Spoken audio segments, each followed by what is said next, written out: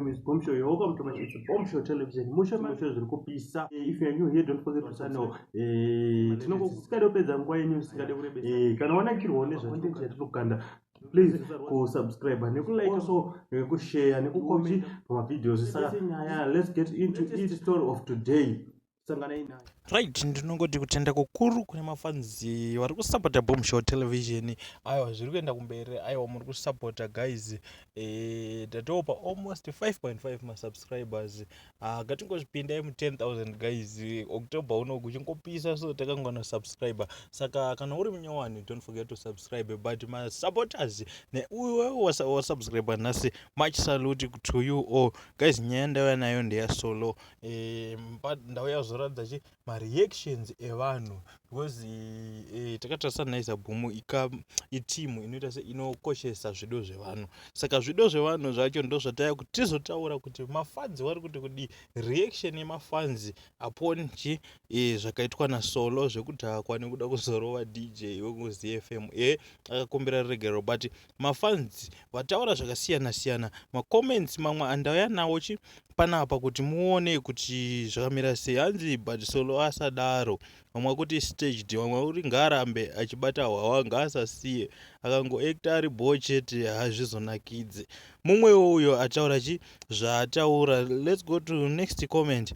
Hanzi Solo ngarambe akabata hwawa ngaasasiye, but chokwadi ndechekuti akadzinga Solo ine hangu ndisisiri fani yeNaizaboom nekuti ndiri fani yaSolo hashaye kumwe kwekushandira. Vamwewo varutaura kuti kana Solo akangobva Naizaboom nezvaakaita inini handichaita izvozvo. Hanzi aiwa diro rezare Solo, usamire iwe kudhakwa ikoko ndiko kunotonakidza veruzhinji vacho vanotopenga kutaura English kunge iwo wakaenda kuchikoro. Hadzi vekuZFM ndo vari kutopenga manje. Saka macomments emafanzi Solo tongomuda akadaro, handiti ndizvo here. Hanzi Solomon handina neremuromo ukugona mumwe wangu.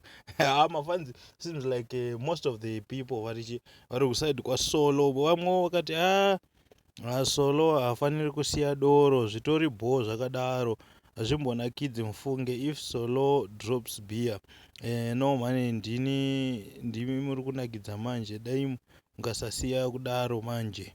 Right.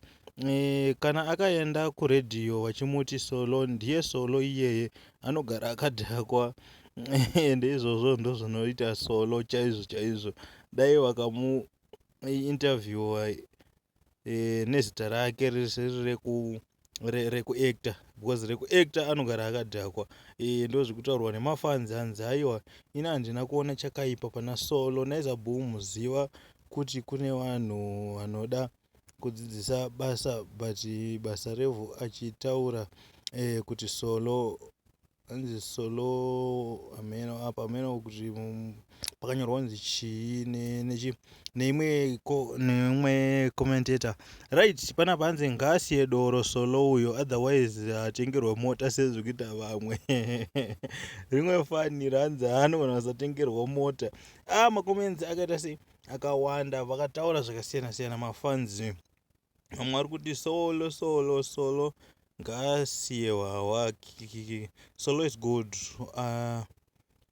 Aiita skit ngaaite skit akadaro. Hanzi Solo tompai more beers guys. Ameno weNaizaboom Naizaboom kana uchiita se uchizvinzwawo. Hanzi nemafanzi aiwa usiya chi mukomana aro webia.